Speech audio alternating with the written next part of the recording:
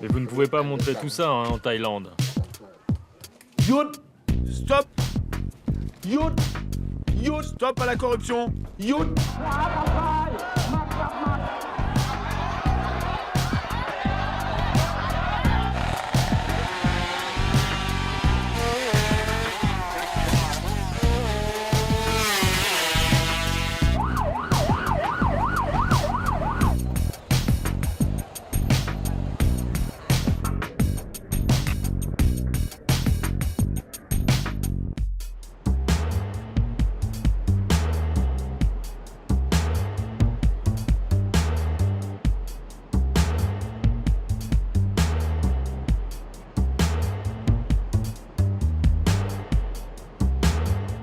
Bangkok, cité des anges ou ville de tous les dangers. L'envers de la carte postale thaïlandaise, c'est le règne des gangs, de la corruption policière, un des taux de criminalité les plus élevés au monde. Bienvenue à Bangkok, 10 millions d'habitants, capitale du royaume de Thaïlande.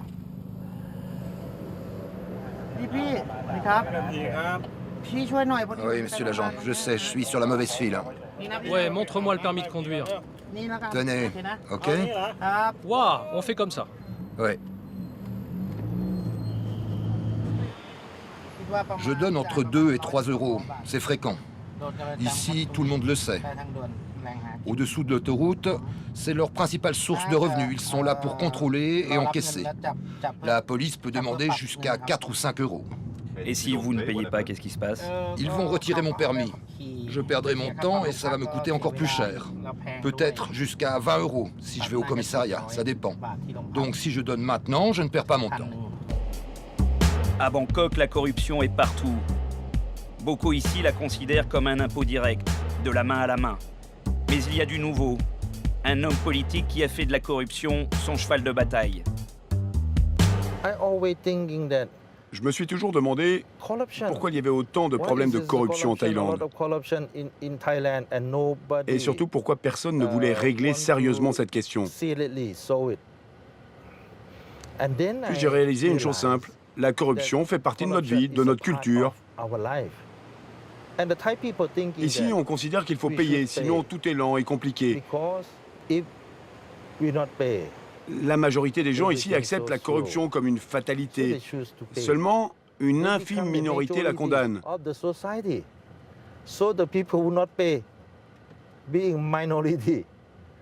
C'est comme ça que Bangkok est devenue la cité du crime. Le gouvernement a un budget qui est entièrement bouffé par la corruption et ainsi il n'y a plus d'argent pour s'acquitter des salaires ou augmenter les policiers par exemple. C'est la raison de tous nos vices et nos problèmes. On en revient toujours à la corruption. S'il y avait plus d'argent, il y aurait plus de moyens. Chuvit est député. Et comme tous les mercredis, c'est le jour où il va faire parler de lui au Parlement. Prenez ce badge. D'ici peu de temps, le slogan sera célèbre. Stop corruption. Chuvit est un outsider à la fois populaire et craint. Tout le monde sait ici qu'il n'a peur de rien. Il n'hésite pas à parler ouvertement.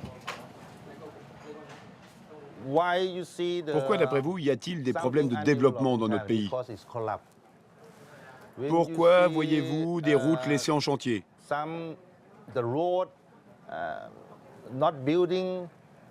Pourquoi aussi avons-nous autant d'enfants sans éducation? Pourquoi? Parce que le système est corrompu. Il y a beaucoup d'argent dans ce pays, mais l'argent va dans les mauvaises mains. Il connaît le système par cœur. Dans sa première vie, il était le roi des bordels de Bangkok. Vous savez comment je sais tout ça? Parce que j'ai été corrompu moi aussi. Moi, j'ai payé. Qui vous avez payé avant? La police, bien sûr. Des officiels du gouvernement aussi. Sinon, rien ne peut se faire. Votre document reste en dessous de la pile. Quand je payais, tout allait vite. J'étais prioritaire. Le proxénète le plus célèbre de Thaïlande a bâti sa fortune en toute illégalité, en payant la police à tous les échelons pendant des années. Son virage à 180 degrés n'a rien à voir avec la morale ou sa conscience. Il a simplement été trahi par ses protecteurs et a décidé de se venger. Comme chaque mercredi, il s'apprête à dénoncer un scandale avec nom et détails.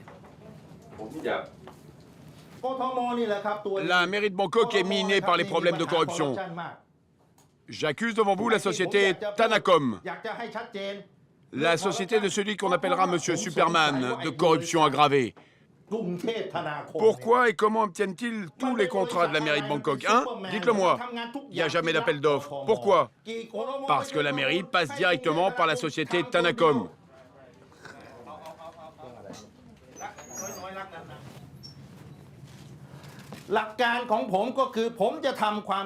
Alors vous, la presse, vous fermez les yeux, vous vous taisez.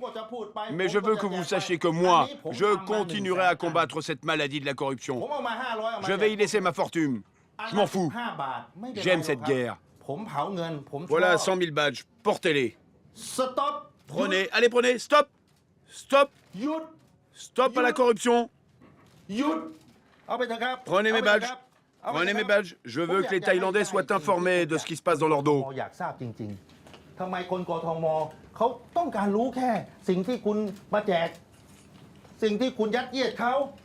À Bangkok, on aime les armes à feu. Posséder un pistolet est une habitude et pour s'en procurer, deux solutions. D'abord la voie légale, comme dans le quartier de Sampeng. C'est le marché aux armes. On trouve tout à tous les prix. Mais si on veut rester discret, il y a les réseaux clandestins. Chaque jour, des milliers d'armes sont mises sur le marché. Et il n'est pas très compliqué de s'en procurer, via Internet par exemple.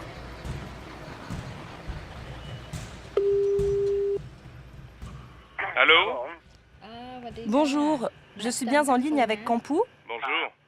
Je vous appelle à propos de l'annonce pour le 9 mm. Vous voulez l'acheter? C'est pour une utilisation personnelle? Ça serait pour mon père. Pour l'instant, il ne me reste qu'un seul modèle, CZ75, taille 9 mm. Ok. En parfait état, fourni avec sa boîte, 2 chargeurs, 2 crosses, une en bois, une en caoutchouc. Le fond rose, CZ75 compact, ça coûte combien? 1 500 €, mais il est comme neuf. Il est en très bon état. C'est un pistolet de la police. C'est une arme de la police? Et on n'aura pas de soucis? Pas de souci. Quand je fais la livraison, le policier vient avec moi. Mais comment ça se fait que vous puissiez vendre le pistolet de la police? C'est comme ça dans le milieu. C'est normal que cela soit les policiers qui vendent les armes. Il y en a plein. Ne vous inquiétez pas, c'est tout à fait normal. Retour au Parlement avec Chuvit. Il va présider une commission d'enquête visant des policiers impliqués dans une affaire de meurtre. Bonjour, nous vous avons apporté un cadeau. Vous venez d'où? Petchabon, je suis le petit frère de la victime. Que faisait-il dans la vie? Il était conseiller provincial avant d'être élu président de la province de Nong Khai. Vous souhaitez connaître les progrès de l'enquête? Je suis certain que c'est une affaire de règlement de compte. Parce que dans la famille, on travaille tous dans la politique. Dis-moi, il faut lui rendre le cadeau, là. On n'est pas dans la position d'accepter quoi que ce soit. Tu l'apportes et on va lui rendre tout de suite. OK? Nous allons enquêter, essayer de découvrir la vérité. Ils veulent savoir, ils veulent que justice soit faite.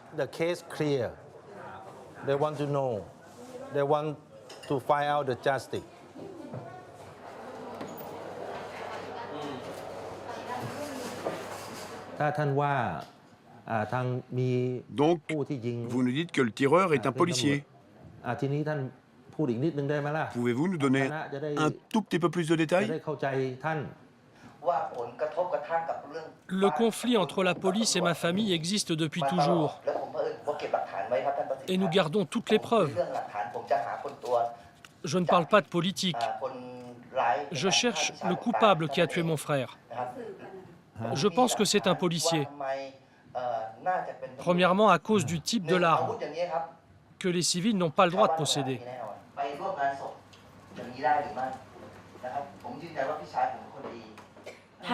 Ils nous ont menacés. Si jamais on venait déposer plainte, ils nous ont dit qu'ils allaient tous nous tuer, oui, toute la famille. Nous vivons dans la peur. Connaissez-vous les noms des policiers que vous accusez? J'ai les cassettes, j'ai tout enregistré. Je comprends que vous ne vouliez pas montrer vos preuves aujourd'hui, mais vous pouvez me les envoyer à moi, et mon équipe va étudier soigneusement votre dossier et vous tiendra au courant du résultat. Règlement de compte, flic ripou, Chouvit a du pain sur la planche et beaucoup d'ennemis.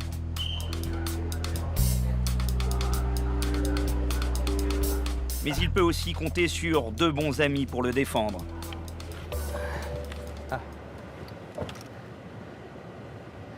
Vous savez utiliser ça? Oh ouais, j'ai toujours su. Ne laissez pas la housse au soleil, ça abîme les armes.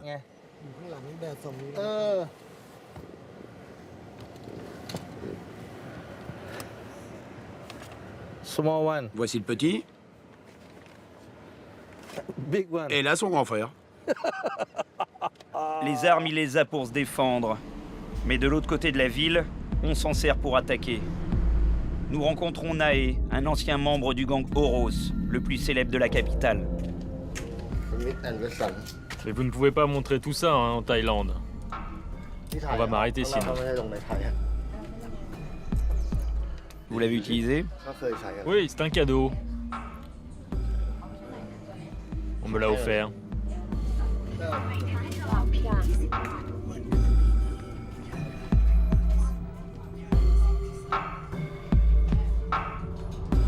Il y a quelques mois, il a décidé de quitter le gang. La réponse ne s'est pas fait attendre. Ils ont tiré là. Combien de balles ils ont tiré déjà? 7 balles. 7. Venez voir. C'était par ici. Regardez. J'étais là où il y a les gens et j'avais que ça comme espace.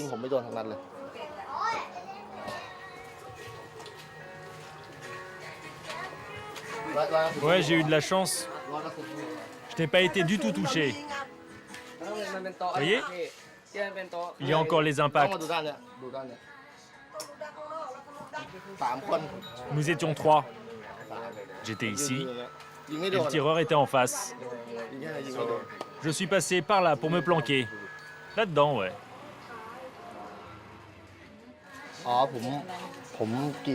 Ça?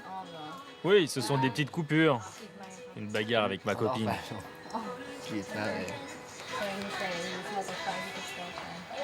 Oh, your friend. Ah ouais, là, c'est ma tête qui a rencontré une bouteille. Là, par contre, oui, c'est une balle. Ouais, j'ai beaucoup vécu par rapport aux jeunes gens de mon âge. Toutes les scènes violentes, ces allers-retours en prison. Vous savez, c'est plus difficile de quitter le gang que d'y rentrer. Le gang, c'est comme une famille. Aujourd'hui, Nae a rejeté la drogue, le trafic, les meurtres. Il essaie de refaire sa vie. Il a monté chez lui une petite salle de jeux vidéo d'un genre qu'il connaît bien. Les gamins du quartier sont ainsi très tôt plongés dans l'ambiance. J'essaie quelques revenus sans rien faire. Mais c'est légal. Et je n'ai pas besoin de sortir travailler. C'est mieux. Aujourd'hui, je dois éviter de trop sortir. Tu sais, l'état d'esprit du gang, on le garde pour toujours. Si on va se promener hors du quartier, en dehors de notre territoire, il faut qu'on planifie les choses. Si jamais on tombe sur un gang rival, il faut vite téléphoner à son groupe pour qu'ils viennent t'aider.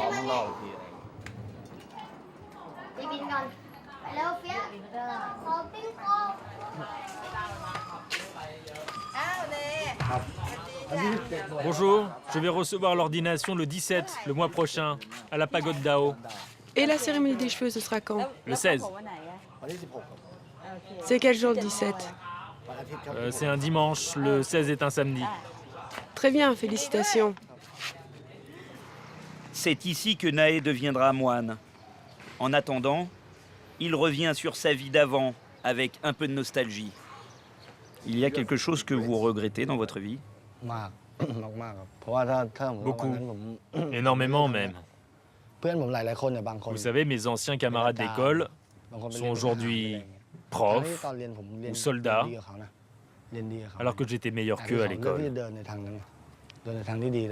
Mais c'est moi qui ai choisi ce chemin. Quelle est la pire des choses que vous ayez faites? Vendre de la drogue, quitter mon école pour plonger entièrement dans ce milieu. Au début, je le faisais à temps partiel, mais très vite, j'ai plongé pour devenir un pro. J'ai tout rejeté, tout risqué, j'ai foutu en l'air toute ma vie. Première des choses dans le gang, on vend de la cam, et même si tu ne veux pas, il faut le faire, et tu gagnes ton argent comme ça. Ensuite, le plus dur a été de tuer quelqu'un que je connaissais bien, mais c'était un ordre du gang. Hey, tu vas où? Je vais au boulot. Moi, je me fais moine le 17. Ouais, je vais me faire raser la tête.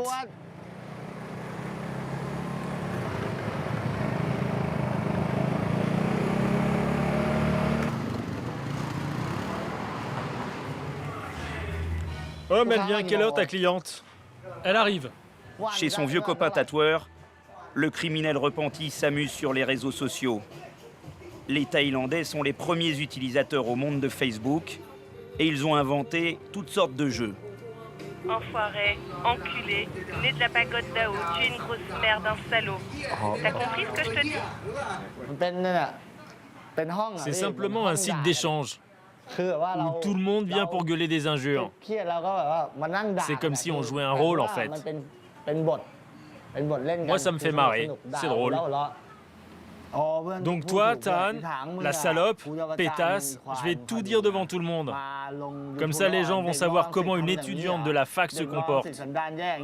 J'ai tout enregistré quand tu gueules des mots obscènes. Non, s'il te plaît, ma famille est noble. Il n'y a que moi qui suis une salope. Ma famille n'accepterait pas. Nae se fait une nouvelle existence. Mais ce soir pourtant, il va devoir revenir sur le passé, revoir les amis d'avant. Il va replonger dans le monde des gangs, pour une seule soirée et pour une seule raison. Les convier à son ordination.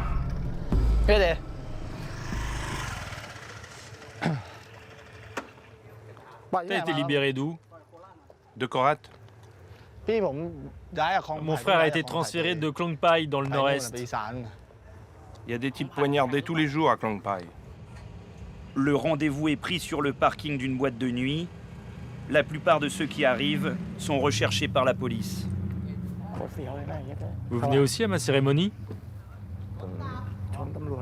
J'ai écrasé un flic, j'ai trop la trouille.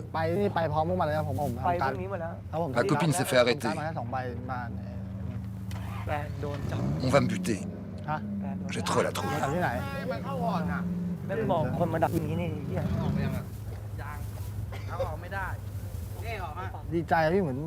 Je suis très content d'avoir pu leur donner mes faire-part. S'il y en a un qui est invité et l'autre non, il y aura de la jalousie. J'étais obligé de tous les inviter. Vous êtes triste de les avoir quittés? Non, non, pas de regret.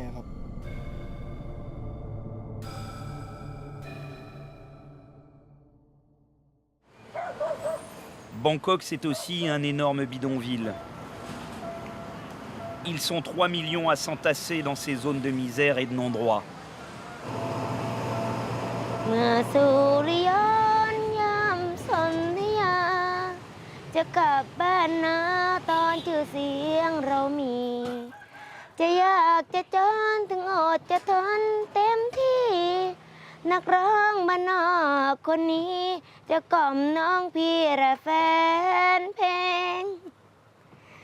Le chemin a déjà été long pour Ning. Enfant des bidonvilles, elle a été violée par son beau-père qui lui a transmis le sida.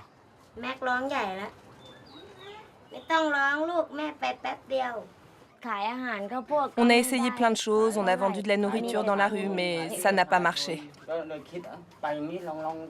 On a perdu les 3 sous qu'on avait. Un jour, on a vu les gens chanter comme ça devant tout le monde. On a décidé de faire la même chose. Quand j'étais malade, elle prenait soin de moi. Elle m'apportait à boire. On s'aidait mutuellement. C'est comme ça qu'on est tombés amoureux. Ning est devenue la voix de Klong Toy, le plus grand bidonville de Bangkok.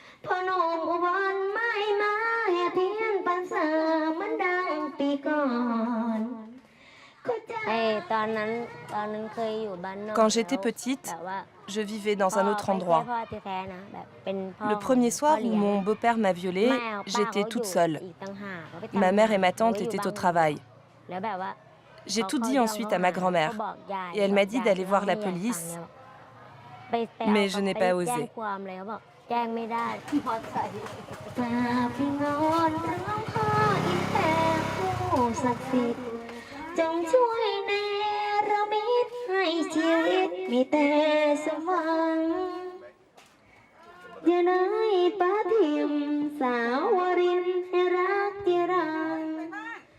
Vous aimez bien ce qu'elle chante? Normal, ça me fait ni chaud ni froid. Vous avez beaucoup de tatouages, ça vient d'où? Bah, je les ai faits quand j'étais en prison. J'étais au pénitencier de La Diao.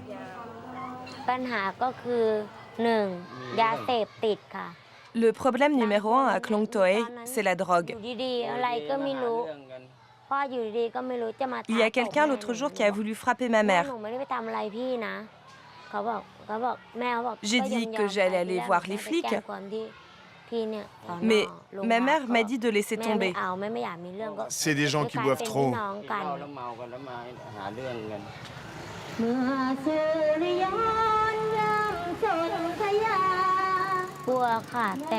Oui, j'ai peur, mais je dois résister. On ne sait pas où aller.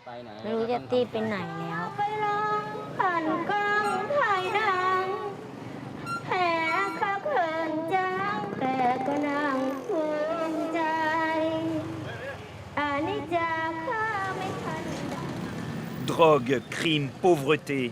Le cocktail des bas-fonds de la capitale est un poison violent. Les Thaïlandais ont besoin d'antidotes pour survivre. Les combats de coqs, par exemple, c'est l'une des distractions les plus populaires dans le pays. Parier sur les combats est totalement illégal, et pourtant, un peu partout dans la ville, on rencontre ces arènes. Messieurs, si vous êtes prêts, allez, placez vos mises.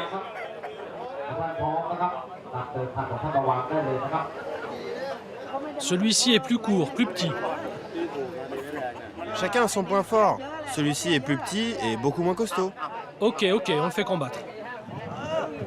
Les coqs sont de véritables bêtes de concours, sélectionnés, formés, affûtés. On vient de toute la Thaïlande pour mettre son poulain sur ce ring de Bangkok. C'est le début d'une longue journée, une cinquantaine de combats, des sommes énormes qui vont se perdre et se gagner. Pissette est un bookmaker, un professionnel des paris qui aujourd'hui va en profiter. Amis, est-ce que vous êtes prêts? Ici, c'est comme un stade de boxe. Les gens ne parlent pas forcément. Sur fond de paris clandestins, le premier combat va commencer. Il se fait en 12 reprises comme à la boxe. Les combats de coqs existent depuis des générations, donc on continue. On en voit tous les jours des combats. On adore ça, parier, car c'est facile. Est-ce que c'est légal? Disons que les flics ferment les yeux et tout le monde est content.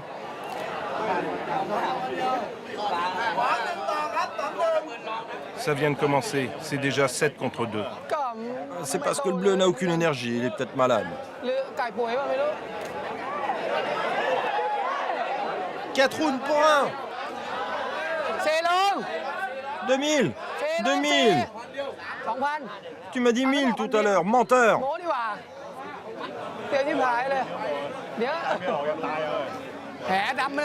Là, il est avec de l'œil droit. 3 contre 500. Non, j'en ai déjà 2, j'arrête là.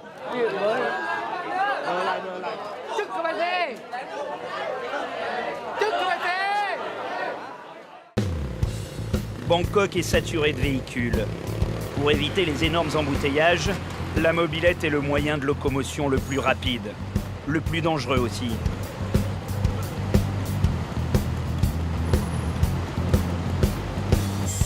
Mais sur l'asphalte de la capitale thaïlandaise, des pilotes d'un autre genre sont nés, on les appelle les racers.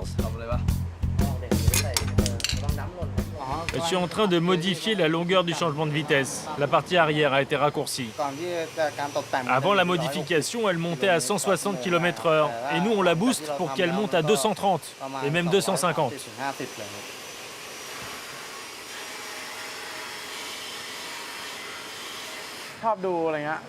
C'est ma passion depuis tout petit. J'aime regarder les courses. Et puis, petit à petit, j'ai créé un réseau avec mes amis qui ont la même passion que moi. Mais maintenant, on fait des courses dans un endroit qui ne dérange personne. Et la course dure juste 1 heure ou 2, maximum. Après la course, on se sépare rapidement. Nous sommes à quelques heures de la course. Patipat fait monter les enchères par téléphone. Il ne le dira pas, mais l'enjeu, là aussi, ce sont les paris.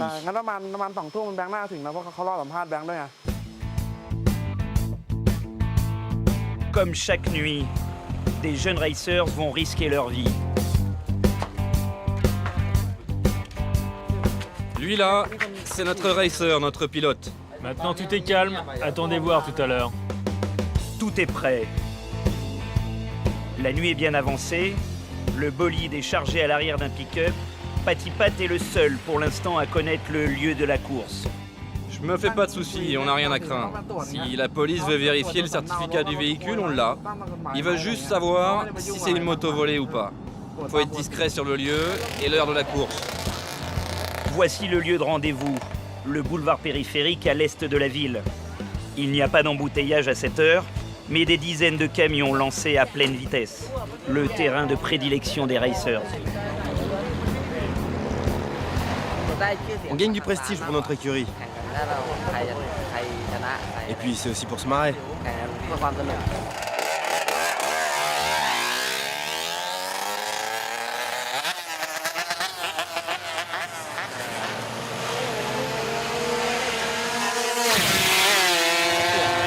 Du risque?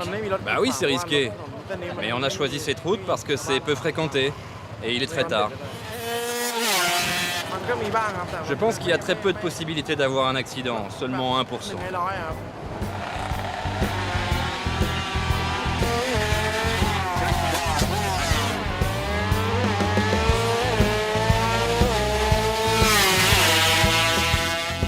Ça, c'est un sport pour les jeunes. Il n'y a pas de vrai terrain pour nous. Il y en a, mais... Et en plus, c'est payant et il y a trop de règles sur les pistes officielles. Et on peut pas pousser les motos autant qu'on veut.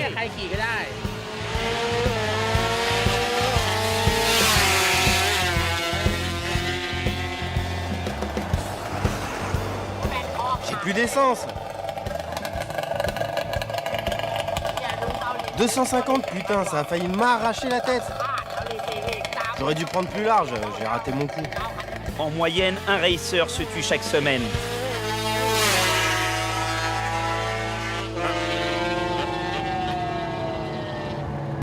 Il y a eu cette année plus de 70 000 accidents de la route, 7 700 morts. C'est pour cela que Bangkok a ses équipes d'anges gardiens. Ouais, tu leur dis qu'on est sur le coup, on arrive. On les appelle les ramasseurs de cadavres. Les équipes de la fondation Poteng Tung sont souvent les premiers à arriver sur les lieux.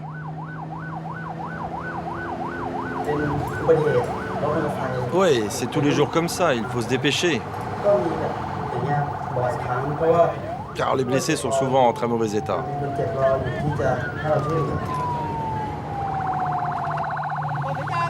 Qu'est-ce qui se passe? C'est un petit accident, c'est rien. Accident de la route, assassinat, suicide, ils sont là pour prendre en charge toutes les morts violentes.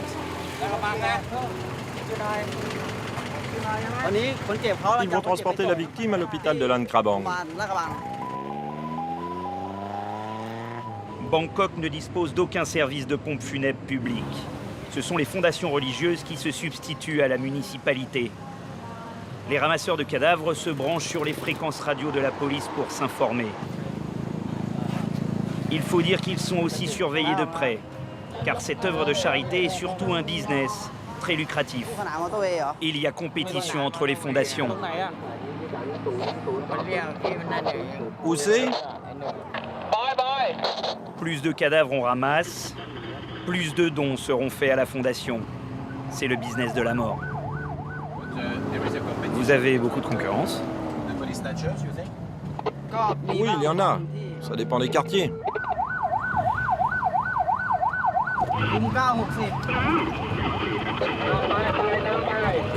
Entendu. La course aux cadavres commence. On se rend sur le lieu de l'accident. Un type qui s'est noyé apparemment. Excusez-moi? Opération réussie. La fondation est la première sur place. Il a conduit cette moto, il est tombé dans le canal. Là-dedans. Les témoins disent que c'était un ivrogne. Il était complètement ivre. Les collègues sont en train de préparer le cadavre pour l'amener à l'hôpital, pour l'autopsie. On ne sait pas encore la cause de l'accident.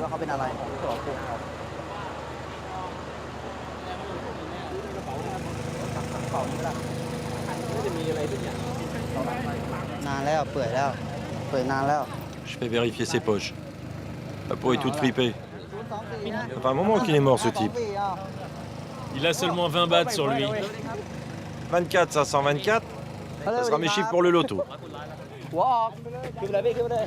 S'il n'est pas identifié ou réclamé, comme c'est souvent le cas, ce cadavre va rejoindre le cimetière de la Fondation, puis plus tard sera incinéré. Bangkok. Rendez-vous à la brigade des stupéfiants. Les stupes thaïlandais font partie des meilleurs du monde. Il faut dire que Bangkok est une plaque tournante depuis plusieurs décennies. Héroïne, drogue de synthèse, c'est aujourd'hui l'arrivée de la cocaïne sur le marché qui inquiète les enquêteurs. C'est qui? Des suspects. Des suspects dans le trafic de drogue? Correct. Oui, correct. Des Thaïlandaises recrutées par des Ouest-Africains.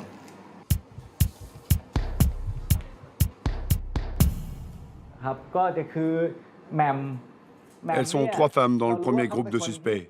C'est Mam, un recruteur qui a engagé Nang Phai. Mam a acheté un billet d'avion pour Nang Phai. Ensuite, He s'occupe de la logistique et le transfert de drogue. Ensuite, Namphom, on l'a fouillée à l'aéroport. Elle avait 100 000 $ de Hong Kong sur elle. On n'a pas trouvé de drogue. Elle a juste avoué qu'elle était prostituée. Elles sortent souvent avec des Africains? Souvent, oui, elles sont mariées avec des Africains. Les dealers venus d'Afrique revendent de la drogue sud-américaine dans les rues de Bangkok, un casse-tête pour les autorités. Oui, les dealers viennent en très grande majorité d'Afrique de l'Ouest. C'est très dur pour nous en termes de surveillance et de contrôle. Ils sont très nombreux. Ils louent de petits appartements pas chers, ils se fondent dans la communauté et on a du mal à trouver des indices.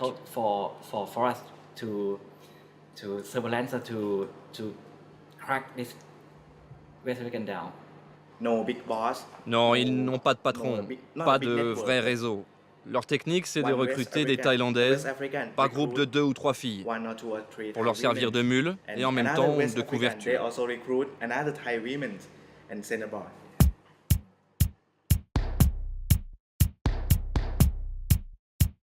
Le lieu de tous les deals, c'est ici, dans le Little Africa de Bangkok.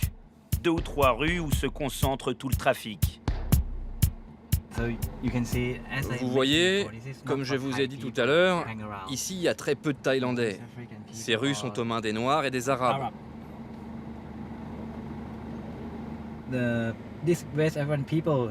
Alors nous, on se fait vite repérer. En plus, ils utilisent des transports en commun, des motos. Ils sont mobiles et rapides. C'est très dur de les pister.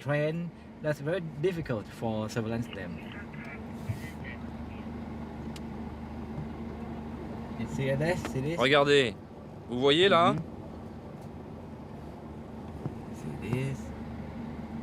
Ce ne sont pas des touristes.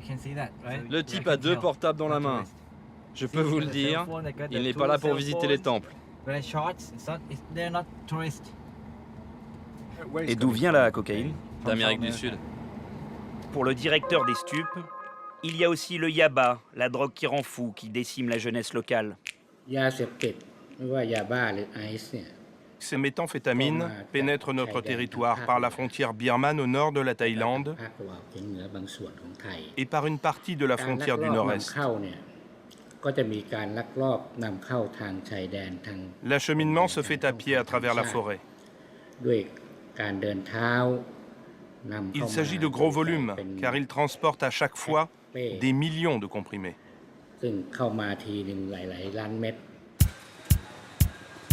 Direction Runana, en plein Little Africa. Ici, les stupes de Bangkok reconnaissent ne pas pouvoir y aller. Nous allons recueillir le témoignage d'un dealer africain résident du quartier. Ouais. Nous filmerons en caméra cachée. T'es en haut là? Ok, j'arrive.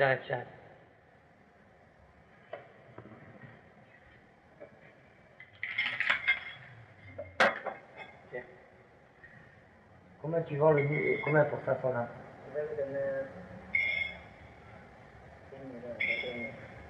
Combien? 1 million de bahts. Ça fait 2000 bahts le gramme.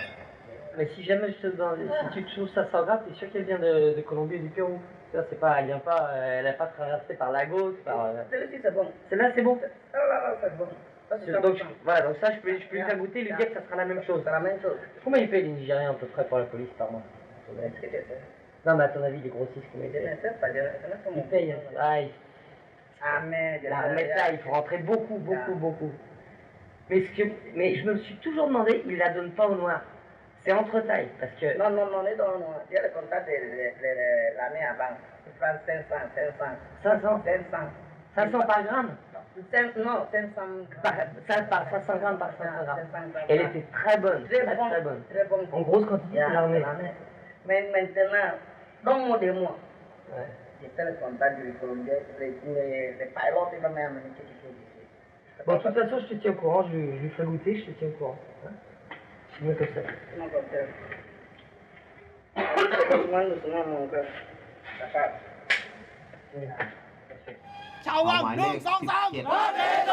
Chaque année, des milliers de Nigérians, Camerounais ou Sénégalais font le grand voyage. La tête pleine de rêves de l'Eldorado thaïlandais. Refaire sa vie loin de l'Afrique et réussir. Dans le football, par exemple. Landry est agent de joueur. C'est une success story locale. Il essaie de soutenir sa communauté. C'est vrai que c'est pas facile. Il faut toujours prouver, montrer que vous êtes 10 fois plus fort que les Thaïs. Ouais, c'est ça. Bon, ben, c'est mon boulot. Je suis là pour les aider à s'intégrer et aller de l'avant. Mais les stars du foot sont de rares élus. La filière africaine, c'est souvent une aventure qui finit mal. Apparemment, ces derniers temps, il y a pas mal d'Africains qui sont détenus à l'intérieur. Il y a beaucoup de rêves brisés, de fortune des Africains qui sont venus tenter leur chance en Asie et qui se retrouvent ici. Ouais, tous les jours, et ils en arrivent, et d'autres, c'est carrément la catastrophe. Quand ils tombent sur la maille de la police, ils se font choper, et ça tourne mal pour eux. Ils n'ont pas de sentiments, les Thaïlandais. Même si vous avez fait un enfant et que demain vous chopez avec cet enfant, l'enfant a 2 jours, c'est la cellule avec votre enfant, jusqu'à la déportation. Et il y a du racisme, comment ça se passe? Toujours, ça ne manque pas le racisme. Hein. Ça commence dès l'aéroport. Vous êtes sur un rang, le black il est au 10e rang carrément, on va le pêcher pour l'amener dans une antichambre. Vous voyez, c'est d'ailleurs frustrant pour un Africain. Arriver quelque part et tout le monde vous regarde comme si vous sortez d'un autre monde.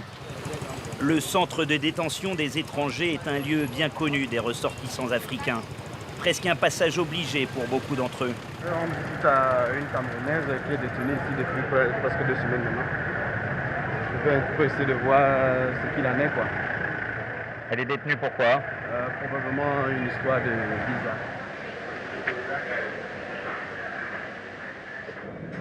En caméra cachée, nous allons accompagner Landry dans le pénitencier pour rendre visite à une détenue.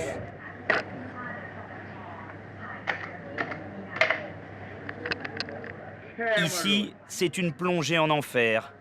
Des cellules bourrées à craquer, des étrangers que personne ne réclame et qui vivent ici depuis plusieurs années. Des Africains détenus sans raison, sans aucun espoir. Après la fouille, nous pénétrons dans une salle bondée. Les visites se font les uns à côté des autres. Il est quasiment impossible de s'entendre.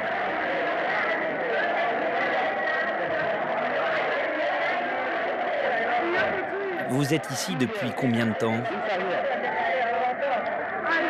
Je suis détenue ici depuis 2 ans maintenant. J'ai tenté plusieurs fois de leur réclamer des informations sur mon dossier, quelles sont les charges retenues contre moi, mais à chaque fois c'est « no comment ». Et comment ça se passe à l'intérieur au quotidien? C'est très dur. J'ai été frappée plusieurs fois. Et il y a du racisme à l'intérieur? Oui. Le principal problème ici, c'est que je suis noire.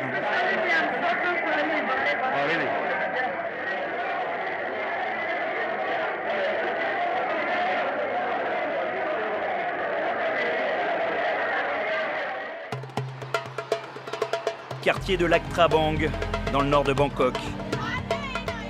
Yasmine est l'avant-dernière d'une famille de 18 enfants.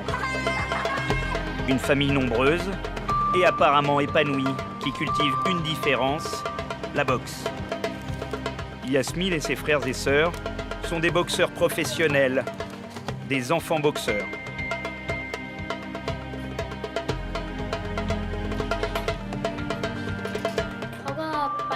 Les autres de mon âge vont à la madrasa ou restent à la maison sans rien faire. Moi, je préfère aller aux séances d'entraînement. Je m'y sens bien. 2 heures d'entraînement tous les matins, 3 heures tous les soirs, 10 km de course à pied, une centaine de pompes. Le quotidien de ces gamins ressemble à une vie de gladiateur. Bras tendus! Garde bien l'équilibre. C'est bien. Droite, descends un peu. 1, 2, 1, 2, 3, continue. Baisse ta tête. Baisse ta tête. Baisse à fond, à fond, à fond. Coup de pied droit sur mon ventre. Droite, droite. Lève les pieds et 2 coups à la fois. Droite, droite, droite.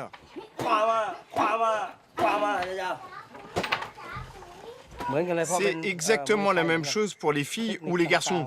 Je leur inculque la boxe de la même manière. Après, ça dépend de chaque enfant.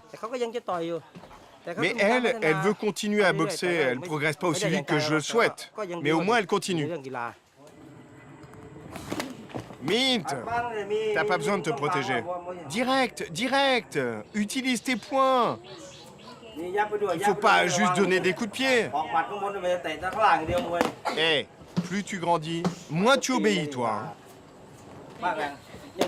Tu me fais chier. Regarde, elle a pas peur de moi.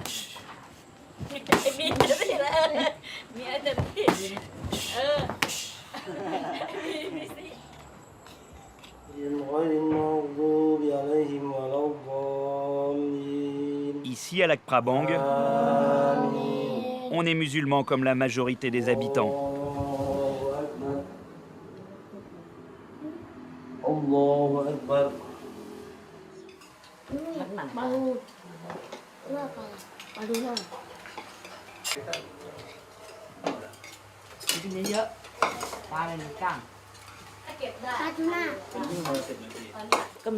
Parfois, j'ai un peu peur. Mais comme les enfants se préparent bien, il n'y a pas de souci. Toi, tu as déjà pris un KO, mais qui d'autre parmi vous? Levez les mains. L'univers des enfants boxeurs, c'est l'entraînement la semaine et les combats le week-end.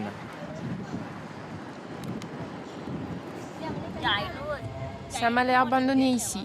C'est tellement grand.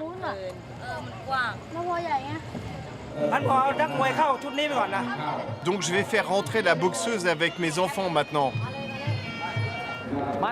Commence à faire le bandage pour ta petite sœur.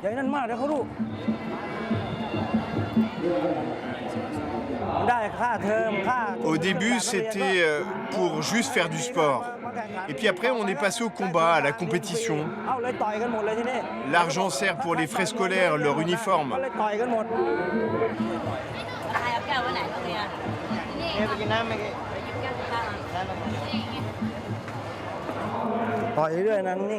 Tu tapes, tu frappes, tu donnes des coups sans jamais t'arrêter, ok? C'est toi qui domines. Tu m'as défiguré? Non, ça va. Ne la serre pas trop. Donne beaucoup de coups de pied, devant, de côté. Bien stable sur tes 2 jambes. Bien stable, sur tes 2 pieds, compris? Premier match entre Yasmine et Onfa. Tu fais gaffe, hein. Tu montes bien ta garde, tu penses bien à te protéger.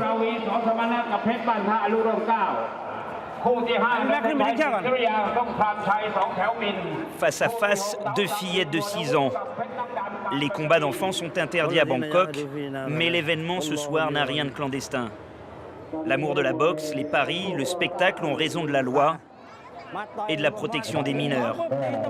Ces gamines s'exposent à des dommages corporels et cérébraux qui peuvent être irréversibles.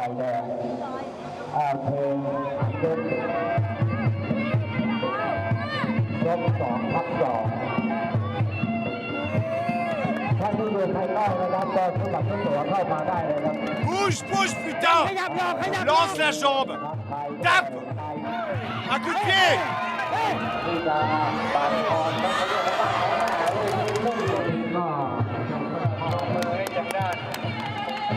Yasmine a gagné par chaos technique au 2e round.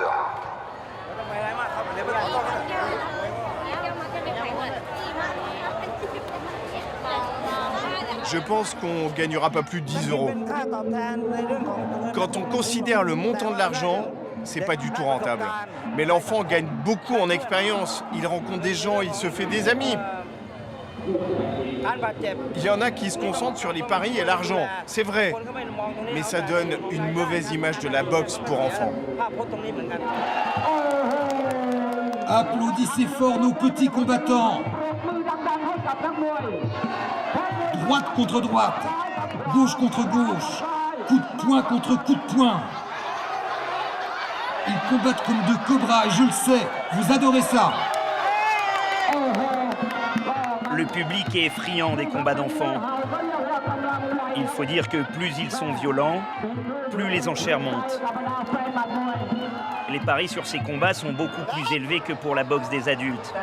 Mais dans le milieu, on ne parle pas de ces choses-là. Vous êtes ici pour parier? Mais non, je suis pas là pour parier. J'observe, c'est tout. Pourtant, tous ces hommes au premier rang autour du ring sont des parieurs et des bookmakers. Allez, allez, 200, 202, vite, vite.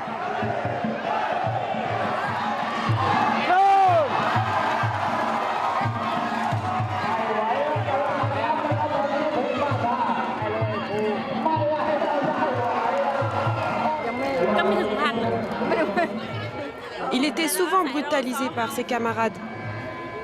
Un jour, mon mari a dit « Si on fait tout ça à sa place, notre enfant ne sera jamais un homme. Il faut qu'il sache se défendre. » Et c'est comme ça que mon garçon a commencé le Muay Thai. Mais franchement, j'ai peur des blessures.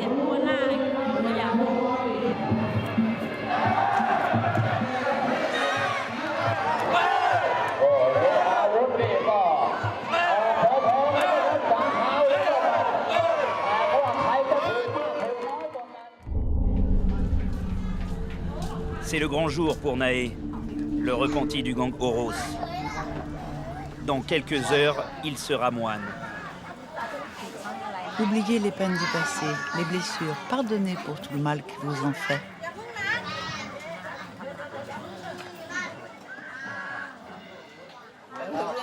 Grand-père, Nae vient te demander pardon.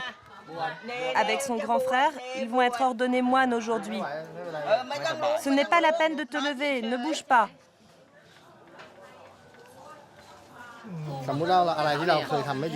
Si on a déjà fait du mal à quelqu'un, en ayant fait exprès ou pas, on doit leur demander pardon.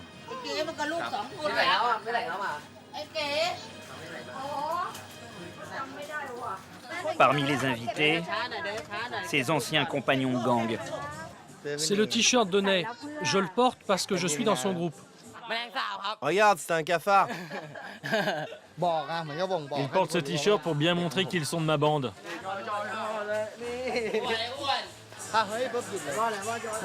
Il suffit que je les appelle et ils débarquent tous. Ils sont prêts à tout pour moi. Et quand il leur arrive quelque chose, c'est aussi de ma responsabilité de les aider. Nae peut aussi compter sur son tuteur qui l'épaule dans ce changement de vie. Maintenant, tu es heureux parce que tu t'engages dans la bonne voie. Par ton courage, tu rends ta famille apaisée. Donc il faut continuer comme ça. Si j'avais fait quelque chose de mal, je te demande pardon aussi. Je te souhaite un avenir plein de prospérité.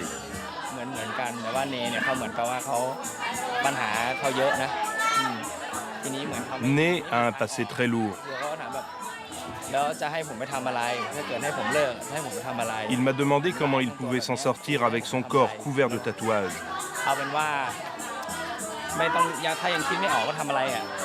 Je lui ai dit que c'était pas grave, même s'il ne savait pas quoi faire encore.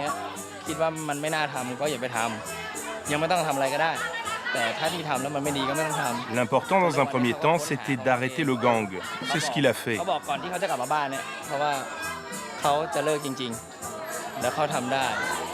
Arrêter le trafic de drogue et les allers-retours permanents en prison. Mon oncle, puis-je vous offrir de l'eau? Oui, merci, Ned. Malgré les airs de kermesse, c'est une cérémonie religieuse qui commence.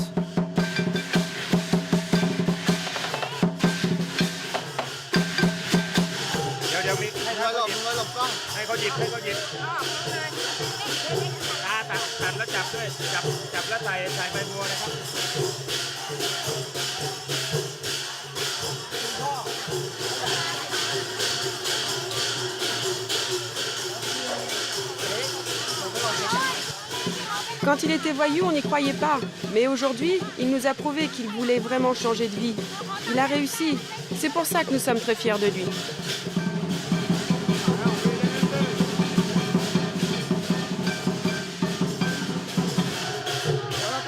Respecte strictement les préceptes et personne ne peut plus t'atteindre.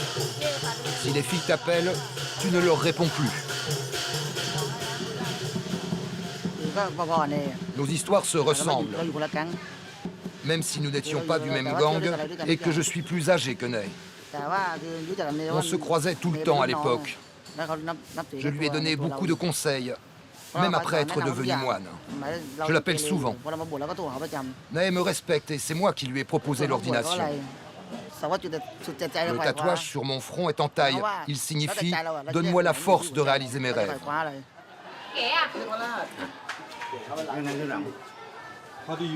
Et comment vous vous sentez? J'ai le cœur qui bat.